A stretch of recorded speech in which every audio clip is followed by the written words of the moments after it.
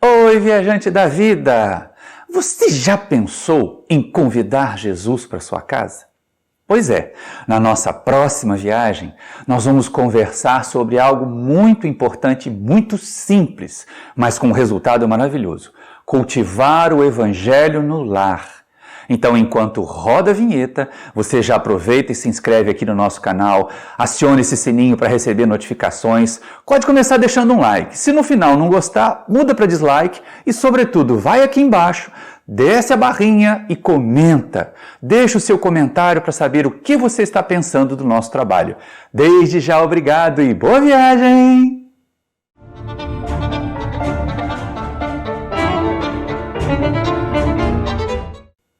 Queridos irmãos e irmãs do Centro Espírita Paulo de Tarso, que esse momento com Jesus seja para nós de reflexões e muito trabalho. É interessante nós observarmos que na proposta de trazer Jesus para o nosso lar, os amigos espirituais foram muito inteligentes na doutrina espírita, na proposta espírita, porque nós vimos de 2 milênios de costume religioso de sair de casa, ir a um templo, participar de uma atividade religiosa, para supor que assim nós encontramos Deus, nós encontramos Jesus. E os benfeitores espirituais, cientes da necessidade de que os ensinamentos de Jesus, de que a ética de Jesus em nossas vidas é uma recomendação do dia a dia, mas também certos de que nós não estávamos amadurecidos ainda para essa proposta tão ousada, resolvem fazer conosco o que os bons educadores, o que os bons pedagogos fazem com crianças traquinas, com crianças levadas. Se eles saírem aos berros, gritando para elas ficarem quietas, para elas aguentarem, elas acabam ficando mais agitadas ainda. Um bom professor que vê uma criança agitada logo no começo da aula, se ele esbravejar e mandar ela ficar sentada quieta a aula inteira, ela vai fazer mais estripulias ainda. Então eles dizem assim: olha, eu sei que você consegue se comportar só enquanto o tio e a tia explicam esse assunto. E aí a criança aquieta um pouquinho. Depois ela começa a se agitar mais um pouco. Olha, eu sei que agora você consegue se comportar até a hora do recreio, porque lá no recreio você vai poder agir, você vai poder correr com seus coleguinhas. E aí a criança se aguenta mais um pouquinho. E de estímulo, de reforço positivo em reforço positivo, o professor, o bom educador, conduz a criança levada a ser menos levada por uma aula inteira. Claro que pacientemente, no outro dia, ele tem que refazer essas mesmas propostas, esses mesmos convites. A mesma coisa acontece naqueles grupos que trabalham a dependência química, seja do álcool, seja de narcóticos. Se num grupo de alcoólicos anônimos, alguém que está atravessando o problema da doença alcoólica entra numa reunião e ouve que ele precisa parar de beber para o resto da vida, ele vai sair dali tão abatido, tão abalado, que ele entra num bar e toma um porre para esquecer. Então o que fazem esses grupos? Só mais um dia. Resista hoje. E aí o indivíduo faz um esforço porque ele sabe ou ele espera que seja mais um dia. Passado mais aquele dia, se reúne mais uma vez e lá vem a sugestão, o reforço positivo. Só mais um dia, suporte mais hoje. Mesmo quando ocorrem quedas, mesmo quando ocorrem dificuldades, está lá a sugestão positiva sendo reforçada, mas com bases factíveis, com uma meta que a pessoa que está sendo desafiada a alcançar seja pelo menos tenha a ideia de que ela pode alcançar, que ela vislumbre a possibilidade de alcançar. E é exatamente isso que os Espíritos fazem conosco. Ter Jesus em nossos lares, ter Jesus em nossas vidas, permanentemente, seria o ideal. Seria o ideal para uma terra transformada, para um planeta em regeneração plena. Mas nós ainda somos tão acostumados ao formalismo religioso, à prática de buscar Deus fora de nós, fora das nossas casas, que seria muito difícil se os Espíritos já chegassem no movimento espírita sugerindo que nós mantivéssemos Jesus em nossas mentes, em nossas casas, pelo tempo todo. Ainda que fosse uma proposta de 24 horas, ia ter muita gente rachando fora do centro espírita e voltando para aquele seu dia a diazinho de encontrar Deus uma vez por semana, de comungar e aí se livrar dos pecados para poder ter a semana livre, para poder pecar de novo. Então não é isso que os benfeitores espirituais fizeram conosco. Eles usaram conosco o reforço positivo, até para quebrar essa ideia de que Alguém tem que interpretar a mensagem de Jesus para nós. Alguém tem que dizer o que Deus pensa para nós podermos seguir esse Deus que está nos vigiando. Esse Mestre Jesus que vai fazer um milagre se eu me comportar. A proposta do Evangelho no Lar, ela vai quebrar toda essa hierarquia sacerdotal que não existe no Espiritismo. Aliás, quando nós lemos Kardec, nós vamos aprender o seguinte: o Espiritismo não tem culto. Então, como na literatura espírita, principalmente do século XX, tantos espíritos falaram a respeito do culto do Evangelho no Lar? É porque era uma palavra com a qual nós já estávamos acostumados.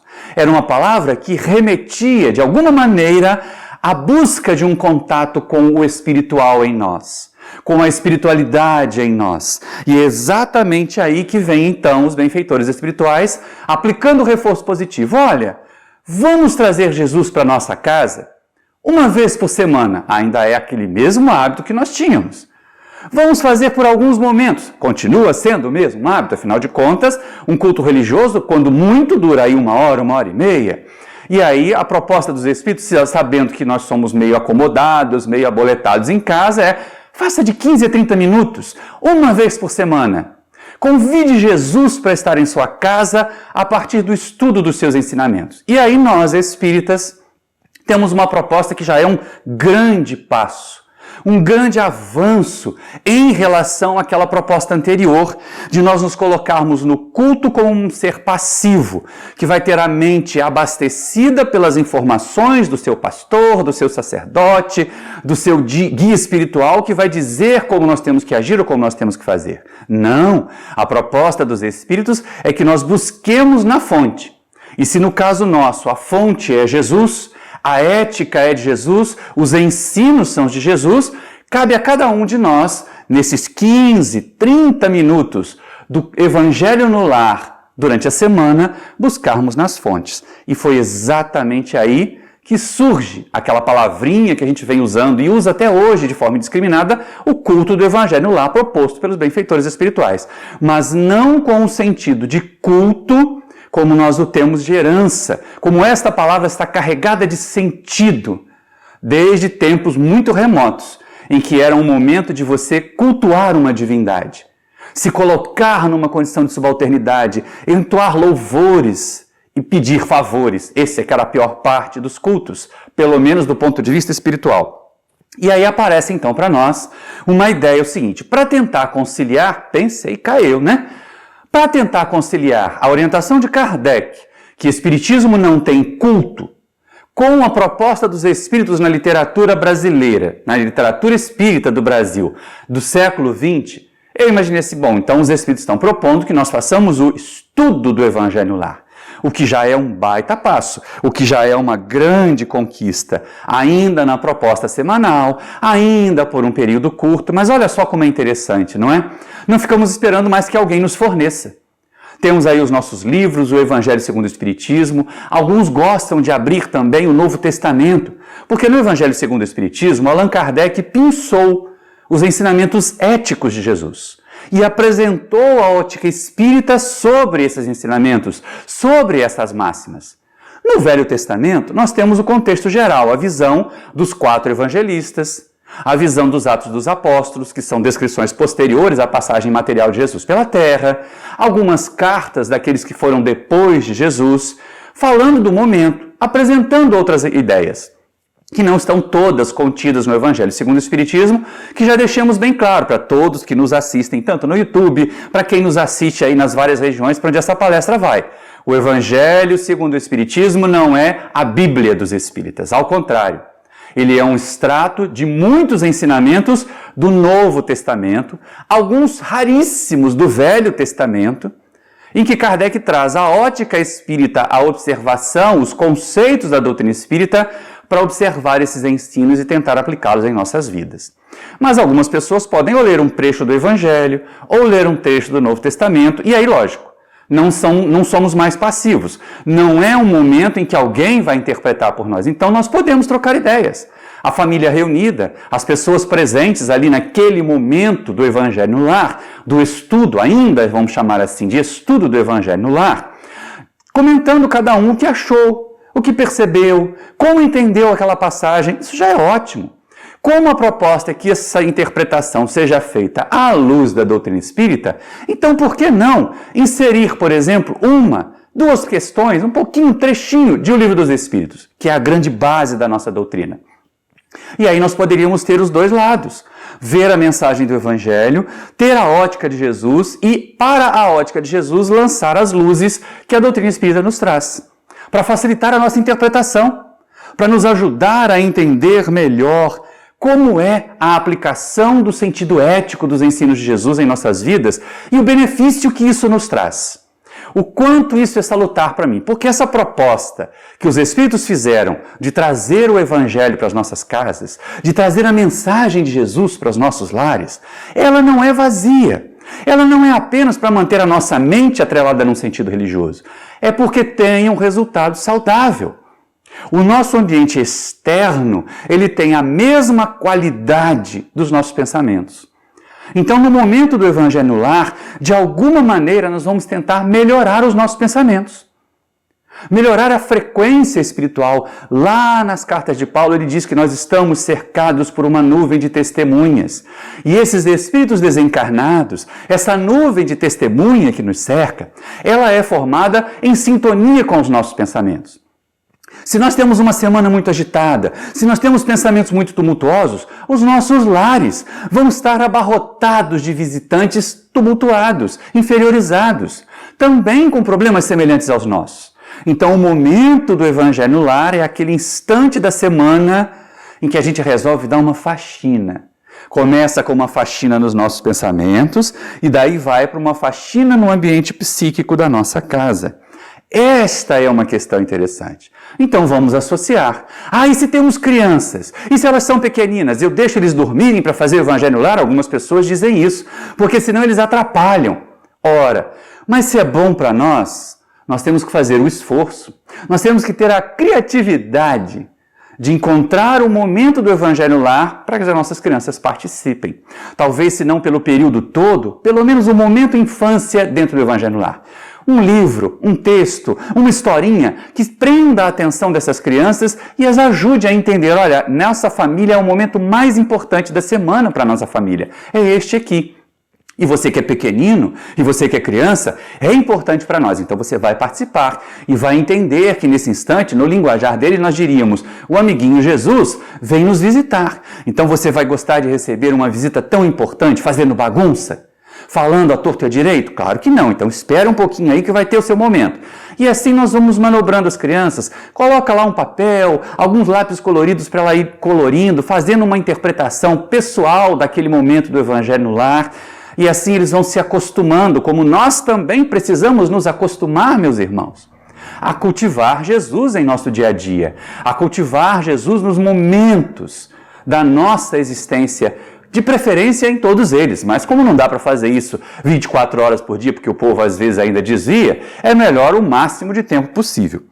Quando a gente tem essas duas bases, o Evangelho por um lado, o Livro dos Espíritos por outro, nós podemos ter, com essas informações, um olhar para o dia a dia.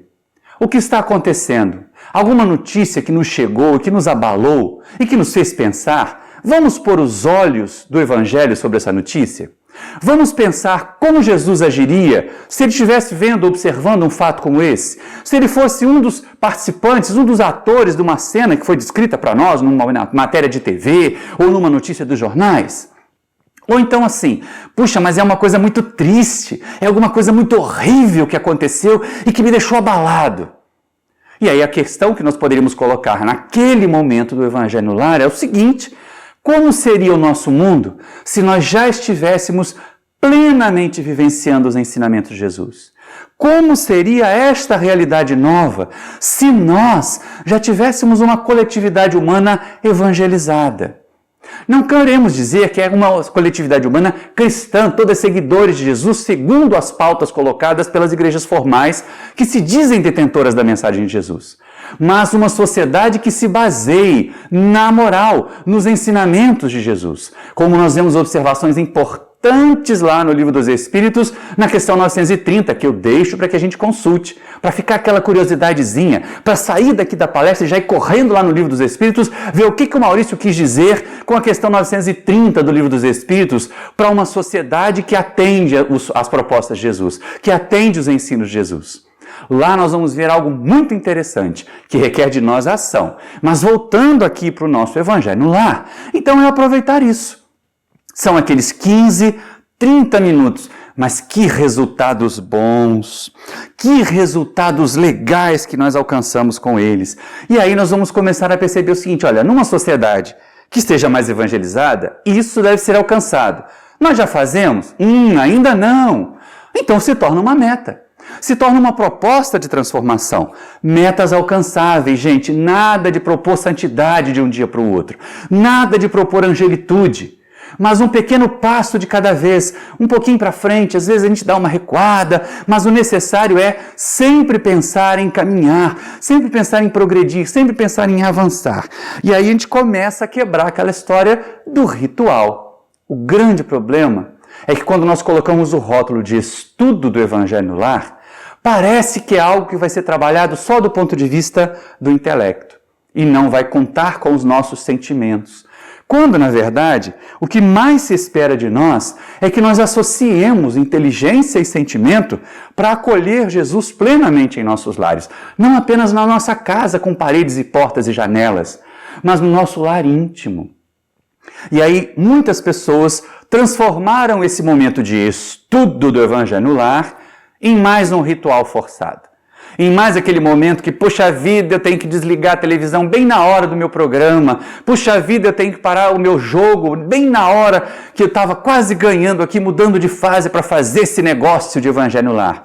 E vão meio que arrastados, sentam-se em volta da mesa, alguém lê, ninguém comenta, aí o outro vai ler também, ou então aproveitam para apontar, fazer aquelas ironias, tá vendo? Isso aí é para você, e esse ensino tá bem para sua mãe, ou então, não, isso aí é para aquele porco do seu pai, quando fala a respeito de limpeza ou a respeito de relaxamento. As pessoas usam esse momento, infelizmente, quando é trabalhado apenas o intelecto, para lavação de roupa suja.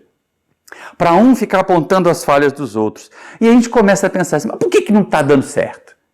Por que simplesmente estudar o Evangelho no Lar, o que já seria uma grande conquista, porque nós não precisamos esperar aquele dia da semana específico para ir à instituição religiosa, para encontrar Jesus lá, na suposição de que só lá é que Jesus está. Trazer o estudo do Evangelho para os nossos lares é um jeito de nós percebermos, olha, eu posso estar com Jesus em qualquer lugar. Eu posso ter os seus ensinamentos em minha mente, em meus sentimentos, em qualquer momento. Mas está lá a danada da palavrinha que foi viciada ao longo do tempo. E é essa aqui a grande questão. O vício que algumas palavras trazem, elas trazem um ranço. E o termo culto tem esse ranço. É verdade. Sejamos francos nós espíritas, por mais que algumas pessoas gostem, por mais que algumas pessoas queiram, é necessário que nós espíritas busquemos inclusive palavras para um sentido novo. Afinal de contas, não foi isso que Kardec fez? Quando ele criou o tema espiritismo e espírita, ele não criou um neologismo exatamente para que palavras anteriores como espiritualismo, como espiritualista, que já estavam contaminadas, digamos assim, por uma série de misticismo, por sincretismo religioso, e ele não queria tema novo, ideias novas descritas por palavras novas. A mesma coisa nós com relação ao tal culto do Evangelho no Lar. Ter a coragem de romper com essa palavra, não é feio não. Quem quiser continuar usando pode, não tem problema, desde que entenda o sentido. O problema é a falta de sentido das coisas. A mesma coisa acontece quando nós equivocadamente resolvemos fazer uma cruzada espírita. Gente, eu tenho arrepio no perispírito toda vez que eu ouço alguém dizer que nós estamos numa cruzada. Eu não estou, não.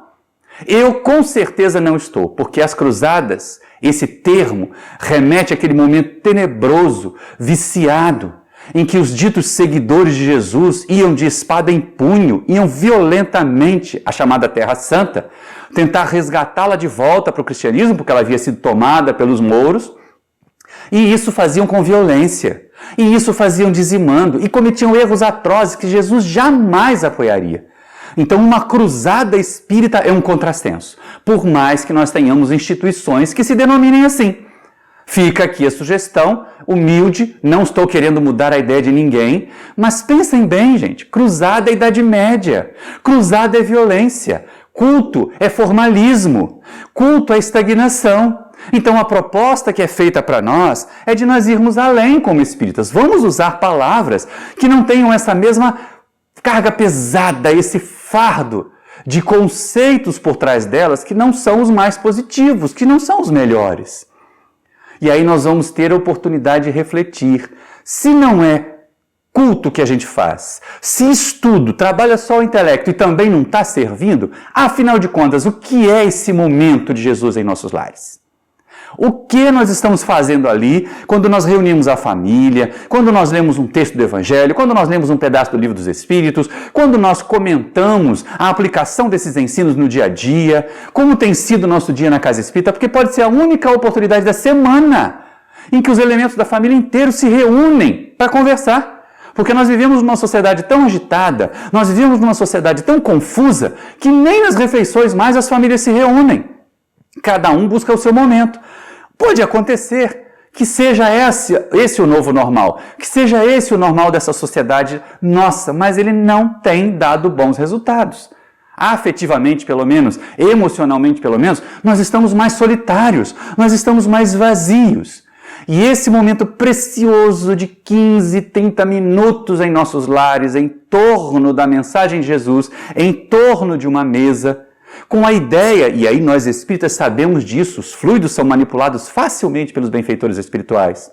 Então uma boa sugestão é colocar copos com água, ou um cântaro, que pode ser usado, um vaso, que pode ser usado para depois distribuir a água para nós irmos tomando, ou naquele momento, ou momentos depois, em que os benfeitores espirituais vão magnetizar essa água com fluidos positivos, que vão nos ajudar inclusive com relação à nossa saúde física. Mas voltando à questão, não é culto. Nós não fazemos culto. Por mais que seja um momento de estudo, também não é uma faculdade de espiritismo que nós estamos criando dentro de casa. Então, o que é? E olha que coisa interessante, né? Às vezes nós temos que buscar ajuda em companheiros que estão fora das nossas fileiras. Talvez companheiros que conheçam melhor o sentido das palavras que nós usamos de forma equivocada no espiritismo, eles tragam para nós a informação que nós precisamos. E eu vou contar uma historinha para vocês. Há muitos anos, mas muitos anos mesmo, eu estava me preparando, era fim de expediente lá na Universidade Rural onde eu trabalho. E aí eu estava juntando as minhas coisas, guardando o computador, desligando tudo e colocando as coisas numa pasta e dizendo, deixa eu ir embora rápido hoje que é dia de culto do Evangelho no lar. E aí um companheiro, um colega de trabalho, também professor, que é evangélico, disse assim, culto? Espírita faz culto? Aí eu, cheio de mim, né? Cheio de ação. É claro que nós fazemos. Aí ele disse, espera aí. Me dá 5 minutos e me diz, que culto é esse que vocês fazem? E eu comentei basicamente o que nós falamos aqui. Uma leitura do Evangelho, comentários do Livro dos Espíritos, algumas orações. Ele fez, isso aí não é culto nem nada. Culto é assim, assim, assim, tem esse momento, tem aquele momento, tem o momento da interpretação, tem o momento... Aí ele foi me descrevendo todos os detalhes do que é um culto na sua igreja. E aí eu pensei assim, saí aliviado, gente, eu confesso, eu saí aliviado. Sabe por quê? Porque durante muitos anos eu tinha esse conflito interno. Kardec nos diz que nós não temos culto, mas os benfeitores espirituais sugerem que nós façamos o culto do Evangelho lá. Que culto é esse? Culto nada. Pelo menos não do ponto de vista de um profitente da igreja protestante, nós espíritas não fazemos culto. E certamente dos companheiros católicos, nós espíritas também não fazemos culto. E torcemos para que eles também entendam que não é só aquele momento de ter Jesus, mas buscar, a partir daquele momento, ter Jesus conosco permanentemente.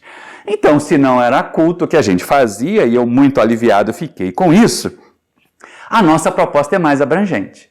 A nossa proposta não é de 15 minutos, não é de 30 minutos, mas ela é aquela sabedoria dos Espíritos. Comece assim, use 15 minutos, use 30 minutos, veja o resultado. Porque a doutrina espírita não tendo culto organizado, nós podemos ter o nosso pensamento nessas ideias e principalmente os nossos sentimentos e ideias nesses ideais em todo momento. E aí isso vai trazendo um resultado de bem-estar. Jesus nos nossos lares é um processo dinâmico, meus irmãos. É um processo de aprender e aplicar. Aprender mais um pouco, tentar aplicar mais, ver que não é tão fácil, que do texto para a prática nós vamos ter alguns meses, às vezes anos de dificuldades a serem superadas, mas é necessário persistir, é necessário perseverar. Somos convidados a ser agentes de transformação na doutrina espírita. E é exatamente nesse processo de transformação que nós vamos trazer Jesus para junto de nós. Fazer esse movimento como o das ondas, aprendizado, aplicação, em busca de Jesus. Trazendo o Mestre para os nossos lares, trazendo o Mestre para as nossas vidas. E esse trabalho que vai muito além de 15, 30 minutos, não pode se chamar culto mesmo, né? Então a gente começa a pensar assim, o que eu poderia, nesse momento que nós estamos aqui estimulando as pessoas a trazerem o Evangelho para o lar, referenciar. A única atividade que me pareceu mais próxima desse trabalho permanente, dessas ondas de aprendizado e aplicação da mensagem de Jesus em nossa vida, a partir daquela reunião familiar, é a do lavrador, não é? Olha só, o lavrador, ele tem que acordar muito cedo, mas ele não sai lá para colher, simplesmente. Ele não acorda um dia e diz, hoje eu vou colher. Não, né? Para que se chegue à colheita, quanto trabalho que tem que acontecer nessa história, vocês não acham?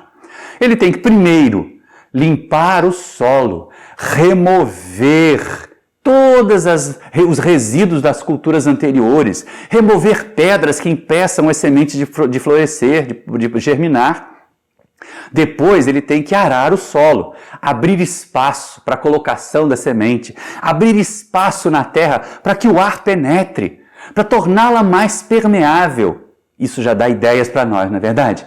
Mas ainda, uma vez que arou, uma vez que abriu espaço, a terra pode estar árida, pode estar seca, pode estar pobre de nutrientes, então é necessário adubar, acrescentar valores nutricionais àquela terra onde a semente será plantada. E só aí finalmente plantar a semente. E aí basta? Jogou a semente ali na terra, depois daqueles dias de trabalho, vai embora para casa, volta daqui a 3 meses para a colheita? Nananina, não. Os espíritos fazem o seguinte, os lavradores, né? Olha eu já fazendo referência aos espíritos aqui. Os lavradores têm que todos os dias vão lá naquele campo onde eles lançaram a semente, regam mais uma vez, tiram as ervas daninhas que começam a crescer em volta antes que elas se espalhem e sufoquem as plantas que eles querem que produzam. Observam, protegem as plantinhas. Quando eles percebem que elas estão meio tombadas para um lado, meio tombadas para o outro, eles botam lá uma estaca para poder apoiar. Só depois de muitos meses, trabalhando todos os dias, é que finalmente vem a colheita. No Evangelho no Lar, nós fazemos cultivo, não é? Olha só, vamos tentar referenciar com o lavrador aqui. Quando o lavrador limpa a terra, não é aquele momento em que a gente tem que parar, olhar para a nossa mente, para os nossos sentimentos e ver que ele parece mesmo aquela terra árida, arrasada, ou então cheia de resíduos de uma cultura velha, de uma cultura que já não serve mais. Então é necessário arrancar, tirar fora todas essas coisas que são antigas, arar a terra, afofar, abrir a nossa mente e os nossos sentimentos para que eles sejam arejados com ensinamentos novos. Então, uma grande proposta do Evangelho no Lar é o exercício para nós nos despirmos de preconceitos. Aliás, de preconceitos até em relação à doutrina espírita, porque se bobear, a gente assimila. Não tem aqueles que dizem assim, o indivíduo é suicida, vai passar tanto tempo sofrendo na região do Vale dos Suicidas, quando duraria a sua encarnação? Não é isso que Kardec aprende com os Espíritos no Livro dos Espíritos. É só estudar lá que a gente vai ver. Nós já temos até uma palestra no nosso canal no YouTube falando sobre isso. Como resistir à inclinação ao suicídio. Não vamos tratar dela aqui. Então nós temos alguns preconceitos. Que a lei divina não é de punição. Então para com essa história de que fez isso, na outra encarnação vai acontecer aquilo. Pode ser que alguém que numa existência foi um criminoso e assassinou muitas pessoas, na outra existência não tenha que ser assassinado. Pode ser um profissional de saúde e salvar muitas pessoas. E aí exatamente no seu empenho de salvar vidas, ele também se contamina, contrai a enfermidade e resgata o seu débito, sem causar novos escândalos, sem gerar um novo assassino. Então quebremos os preconceitos. Essa é o arar a terra. É o arar a mente e os sentimentos, para que a gente possa ter espaço para as coisas novas. E aí, o que seria o adubo? O adubo e a semente, nesse caso da doutrina espírita, são a mesma coisa. O adubo, nós poderíamos dizer, são essas luzes que a doutrina espírita traz para nós. A nova interpretação, a percepção de imortalidade, para que a semente do Evangelho possa ser depositada num solo mais rico e alimentada por esses nutrientes do conceito de imortalidade, de um conceito de justiça divina mais equânime, nós nos sintamos mais suaves para fazer com que a semente do Evangelho germine em nós, para que a semente do Evangelho possa dar os seus frutos. Mas não basta só chegar lá e jogar a semente, né? Senão a gente pararia nos 30 minutos por semana. É necessário todos os dias regar, remover os pensamentos negativos que vão surgindo aqui e acolá, não acontecem? Puxa vida, imagina quantas pessoas terminam o Evangelho no Lar e ligam o telejornal. E acabam sendo contaminadas de novo com o pensamento. O pior, ligam com programas que nem informação trazem. Porque pelo menos, por piores que sejam as informações, elas são informações que os telejornais nos trazem. Mas há programas que trazem outros conceitos que são violência, que são sexualidade desregrada, que são mentiras, as tais fake news que circulam tanto por aí e que elegem criaturas, ora essa. Então vamos tentar ficar atentos e remover as ervas daninhas antes que elas cresçam e sufoquem a planta tenra que nós estamos cultivando em nosso solo íntimo. E a partir desse cuidado todo, a rega. O que seria essa rega, né? Nós vemos o lavrador irrigando a terra para que a semente tenha a água tão necessária à vida. O que seria essa água do ponto de vista espiritual? Essa nossa repetição, essa nossa continuidade de alimentar as nossas mentes, alimentar os nossos sentimentos com as ideias salutares de Jesus, com os fluidos harmoniosos. Sim, meus irmãos, não vamos duvidar. Durante o Evangelho no Lar, a gente não precisa ir para o centro tomar passe, não. É bom que alguém vá quando tiver necessidade. O uso do passe tem que ser criterioso. Mas nas nossas casas, os benfeitores espirituais nos aplicam passes. E se nós entrarmos em sintonia com eles nesse momento do Evangelho no Lar, olha quantos fluidos bons nós vamos colher. Mais adiante nós vamos referenciar até uma obra de André Luiz que fala sobre isso. Então esse cuidado, essa rega, essa proteção, para que nós possamos, no futuro, colher o fruto das sementes que plantamos, da terra que cuidamos, da planta que protegemos, o Evangelho plantado em nós. Mas aí a gente lembra, lá no Evangelho segundo o Espiritismo e no Novo Testamento, quando Jesus traz para nós a parábola do semeador, em que o semeador saiu a semear, uma parte das sementes caiu nas pedras, outras nos espinhos, outras no meio do caminho. Só um pouco das sementes caiu em terra boa. E mesmo a que caiu em terra boa, uma parte era a terra que dava 30 por 1, outra que dava 70 por 1, outra que dava 100 por 1. Então, mesmo quando as terras estão preparadas, mesmo quando há boa vontade, disposição de assimilar a semente, cada um de nós vai produzir de acordo com a sua maturidade, de acordo com a sua capacidade. Não tenhamos ansiedades, não tenhamos aflições nesse sentido, meus amigos. Um dia de cada vez, uma conquista de cada vez, uma oportunidade atrás da outra sendo aproveitada. O que nós não podemos, não devemos fazer é deixar que passem as oportunidades. E aí nós vamos evitando que se instalem pragas, que ideias de desânimo se estabeleçam, como o desânimo, como aquela sensação assim de não tem jeito, não dá resultado, eu oro tanto. Certa vez, numa das comunicações, numa das respostas que colocaram lá num dos vídeos do nosso canal no YouTube, alguém se queixou assim: poxa vida, eu estou passando por um momento tão dolorido, onde estão os benfeitores espirituais que não vêm me ajudar? E aí a nossa percepção foi o seguinte: as pessoas estão se esquecendo. Imagine alguém que passou anos comprometendo o organismo físico e enfrenta uma enfermidade muito grave. Ela pode acusar os benfeitores espirituais de serem responsáveis pelas dores dela e reclamar que eles não estão vindo ali tirar as suas dores? Não, né? Então a gente vai se tornar mais responsável, mais consciente. E aí pensar e sentir Jesus em nossos lares como um ato autêntico. Por isso o cultivo do Evangelho no Lar. Então, se alguém quiser adotar essa nova terminologia, fique à vontade. Ela não é criação minha. Ela foi só uma observação que eu quis trazer, que eu quis propor. Cultivar o Evangelho no Lar, em vez de cultuar. Porque espírita não se reúne para cultuar nada, Deus nenhum. Essa ideia do culto numa condição passiva, em que nós nos colocamos pequeninos diante de uma divindade tão grande, ela é equivocada. Ela nos faz muitas vezes esperar que a divindade resolva por nós. Faz supor que não há necessidade de esforço, além de fazer as práticas exteriores. Foi isso que Jesus questionou tanto nos fariseus e nos escribas, que eles eram sepulcros, caiados por fora. Ou seja, exteriormente estavam todos bonitinhos, exteriormente estavam todos cumprindo a lei, mas interiormente estavam cheios de podridão, ou seja, não mudavam intimamente. Eram só a casquinha. Faz lembrar o personagem Perpétua de Jorge Amado numa das suas obras, que era aquela beata de apenas exterioridades. Por dentro era uma pessoa muito complicada. E aí, tornar o Evangelho no lar um bom hábito, tornar o Evangelho no lar não uma rotina que é feita de forma pesada, mas um convite para fazer higiene da alma. Como nós nos conscientizamos? E agora com essa fase pós-pandemia, então é mais fácil dizer isso, né? Quantas pessoas antes da tal pandemia de coronavírus nem se preocupavam em higienizar as mãos? Depois que chegou essa pandemia, a gente lava a mão 50 vezes por dia e ainda acha pouco. Mexeu em alguma coisa, tocou no controle remoto. Não, antes de eu tocar na comida, deixa eu ir lá lavar as minhas mãos. A gente está fazendo isso. Nós melhoramos os nossos hábitos de higiene pessoal por medo de uma doença.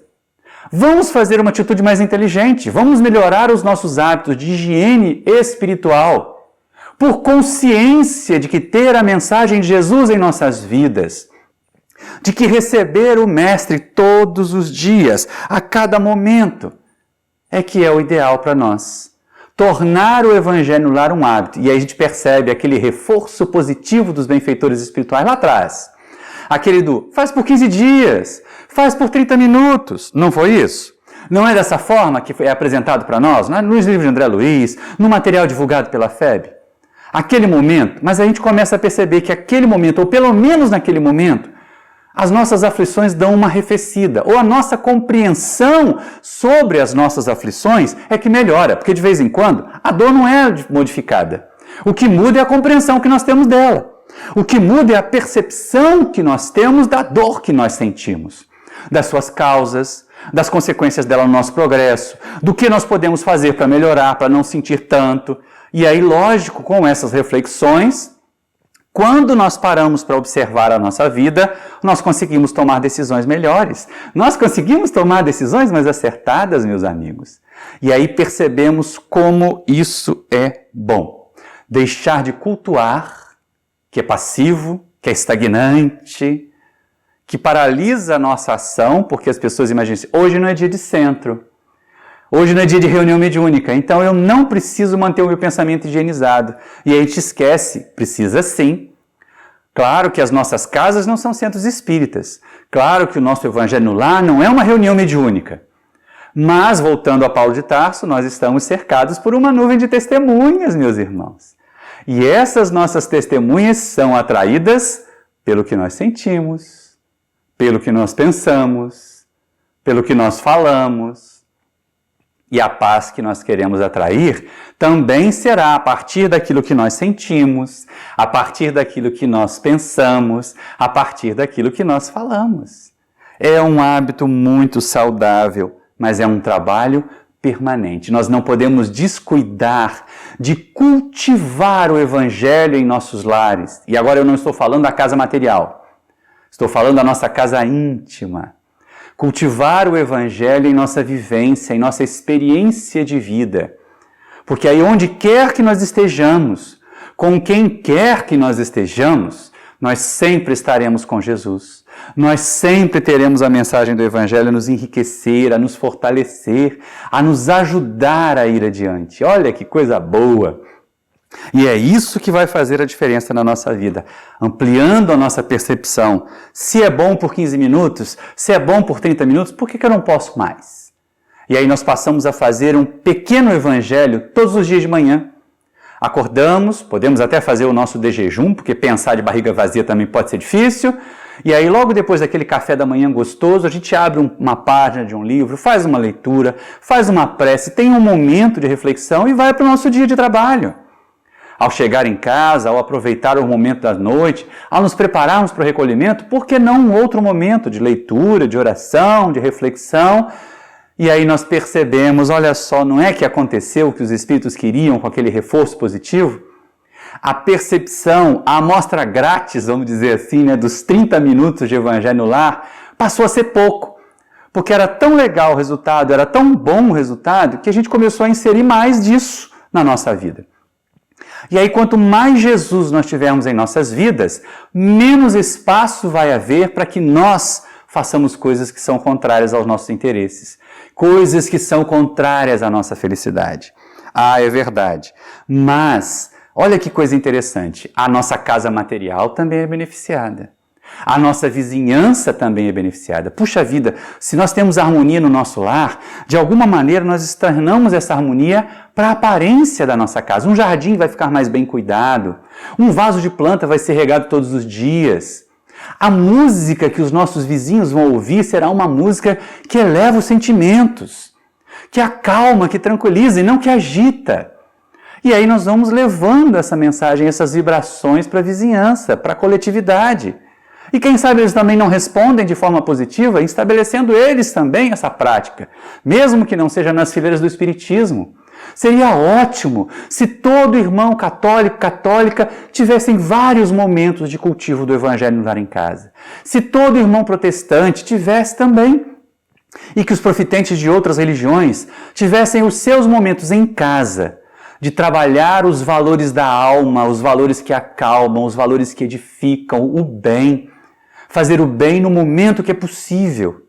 Fazer o bem a cada instante em que nós somos convidados.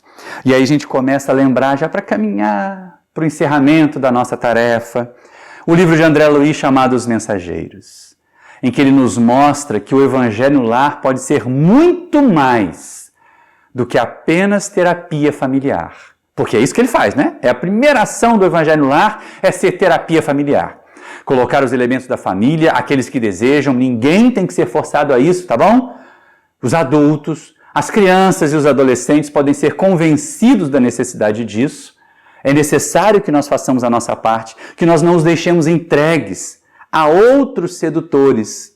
Se há que ser seduzido por alguém, que seja seduzido por Jesus, não é? Que seja seduzido pela ideia do amar ao próximo como a si mesmo. Que nossas crianças e adolescentes sejam atraídos para a mensagem de paz que o Evangelho representa. E aí é terapêutica familiar, sim. Mas quando nós conseguimos que a família se harmonize em torno desse ideal, em torno desse cultivo da mensagem de Jesus em nossos lares, meus queridos amigos, nós vamos além. E aí no livro Os Mensageiros, André Luiz passa um bom período fazendo visitas ao orbe terreno, em algumas atividades. E para os espíritos desencarnados, principalmente para os espíritos desencarnados mais elevados, eles se cansam, se desgastam no contato com essas energias nossas. Vamos usar esse termo. E aí, algumas vezes, retornar à sua colônia, retornar ao seu posto de origem, para logo depois ter outra atividade, é contraproducente. Então, o que fazem eles? Eles se recolhem em algumas casas de encarnados, em algumas instituições espíritas, durante as suas reuniões, para o seu refazimento. E também como oportunidade de trabalhar. E aí André Luiz e Aniceto vão visitar o lar de Isabel. Isabel, a gente já falou sobre isso também, lá no vídeo sobre Família em Foco, do Evangelho no Lar. Isabel é uma viúva bem pobre, aqui na nossa região do Rio de Janeiro, e que tem 3 filhos. 3 filhas e um filho. E aí, o rapazinho, ele é até mais rebelde, é um espírito mais endurecido. Mas as 3 meninas são verdadeiros anjos naquele lar. E Isabel é muito dedicada, ela é uma costureira, ela vive com dificuldades, eles têm dificuldades até para se alimentar, mas ela mantém um salão, um espaço na casa dela, onde rotineiramente eles fazem o Evangelho no Lar, e em que algumas vezes por semana também recebem alguns convidados encarnados para o trabalho espiritual. E aí o Evangelho no Lar, o cultivo do Evangelho no Lar na casa de Isabel, a descrição que André Luiz faz, é tão confortadora. Quando eu li essa obra pela primeira vez, me deu uma vontade de ser lá um dos filhos da Isabel, de ser um daqueles desencarnados que fosse visitar a Isabel, porque como isso aconteceu muito tempo antes, eu ainda não tinha encarnado. Mas, né, porque é muito saudável, é muito bonito, é muito interessante ver aquela criatura que materialmente está desprovida de muitas coisas, que passa necessidades e apertos. A filhinha até reclama, puxa, mas na casa da dona fulana eles comem 3 vezes por dia. Por que aqui a gente só come uma vez, mamãe? O que mostra que eles estavam com grande dificuldade material. E aí aquele filho mais objetivo, aquele rapazinho mais focado nas coisas da matéria, por que você não aluga esse espaço? Assim a gente ia ter dinheiro para comer. E ela dizia, mas esse espaço está reservado para a nossa tarefa com o mundo espiritual. E quando começa o Evangelho no Lar, eles fazem basicamente aquilo que nós descrevemos aqui. Uma leitura do Evangelho, e aí as filhas trazem notícias que foram publicadas nos jornais, eles comentam, Isabel, inspirada pelos benfeitores espirituais, traz esclarecimentos. E é interessante notar o seguinte, na casa de Isabel, o Evangelho no Lar se estende ao mundo espiritual. Não apenas os espíritos elevados são levados ali, vão para lá para trabalhar ou para se refazer, como alguns levam sofredores desencarnados, companheiros que estão ainda muito próximos à Terra, para que eles ouçam o que Isabel tem a dizer, para que eles participem, recebam aquelas gotas de Evangelho para ajudar a aquietar os seus padecimentos, para ajudar a diminuir as suas dores. Olha que coisa bela! E no lar de Isabel, então, aquele lar de Isabel, porque tão bem orientado assim, porque tão bem cuidado assim, se torna um posto avançado de nosso lar. Olha a responsabilidade quando nossas famílias cultivam o Evangelho no lar. Quem sabe um dia teremos o merecimento de ver as nossas casas transformadas também num posto avançado de uma colônia espiritual.